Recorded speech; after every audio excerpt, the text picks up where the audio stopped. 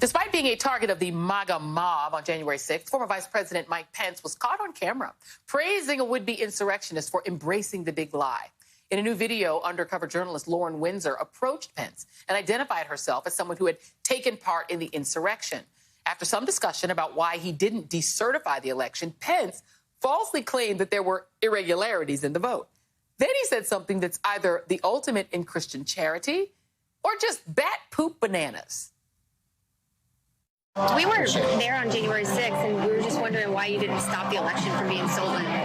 Read the Constitution. The only authority Congress has is to open and count. Read the Constitution. Did you think the election was stolen or not? Because, I mean, we were there fighting for President Trump. I think there were a lot of irregularities that are now being fixed at state levels. Okay. But states, you never want Washington, D.C. to run elections.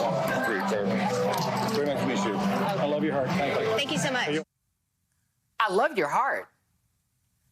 Pence believed that Windsor was an insurrectionist. And he still praised her for her devotion to the big lie, even though the big lie had him running for his very life, literally. Hey, Mike, remember when these folks were chanting, "Hang Mike Pence"? Remember the gallows they erected on the National Mall? No? Hang Mike Pence! Hang Mike Pence! Hang Mike Pence! Hang Mike Pence! Hang Mike Pence!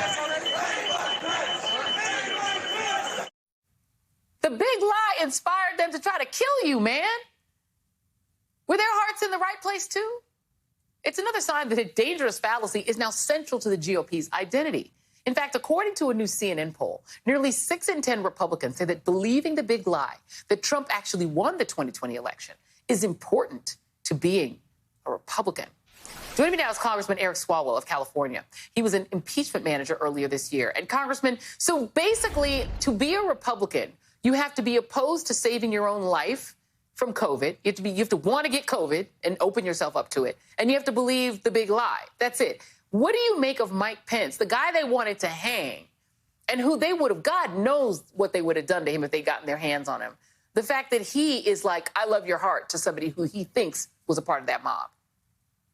Well, I don't love any would-be insurrectionist's heart, Joy, and I wish our former vice president wouldn't either. And it shows the environment we're in right now, where when someone like Mike Pence doesn't believe the cameras are on, he is quite defensive of what he had to do.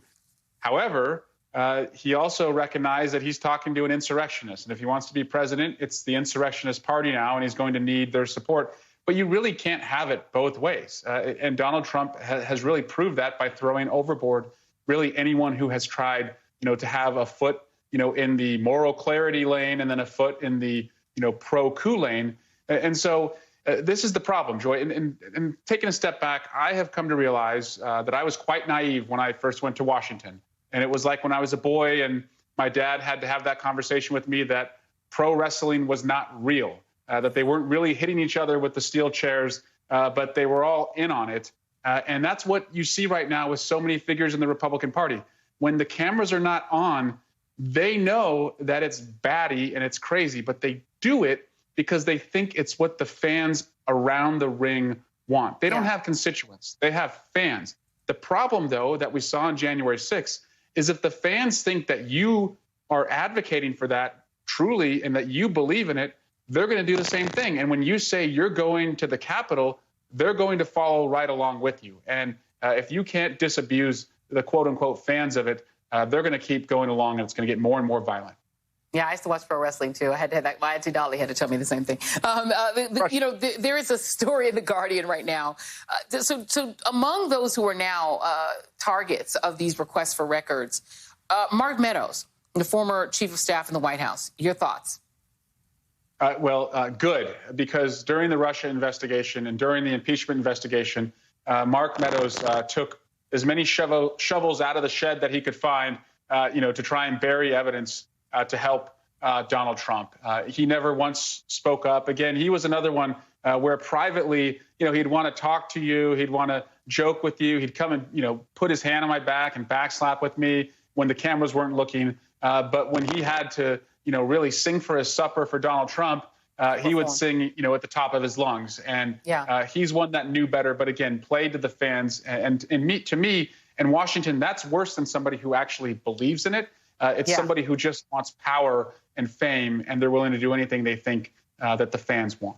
You just described Kevin McCarthy to a T. I have to ask you this question because you're friends with so many of these Capitol Police officers and have talked so passionately about the conversations you've had with them, the ones who were heroic on that day. What do you make of the fact that we now have 6 police officers, 6 Capitol Police officers, who could now face discipline for taking the wrong side?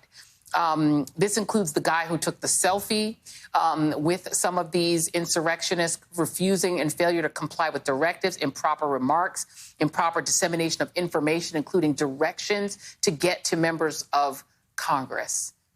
I cannot even imagine what you think of it. Let me just flip that and say thank you to the 99% of them who did not do that. Amen. Because that's who we should continue to honor. But to those who did, they should face the stiffest punishments. And as somebody who comes from, a law enforcement family where my dad's a cop and my 2 brothers walk the beat every night, it really concerns me because, we need to know that there is no inside threat because we already have an inside threat from the pro-coup, pro-insurrectionist members of Congress. And so if you are able to marry that up with, more law enforcement officers, that creates a dangerous environment. But again, that is such a small amount of people. What really worries me, though, is we're not seeing enough support in the law enforcement community for the January 6 officers. And if you talk to these officers, they look at the message boards across the country and they see what, they're being called and how they're being described. And I wish they were honored just the way we honored the firefighters after September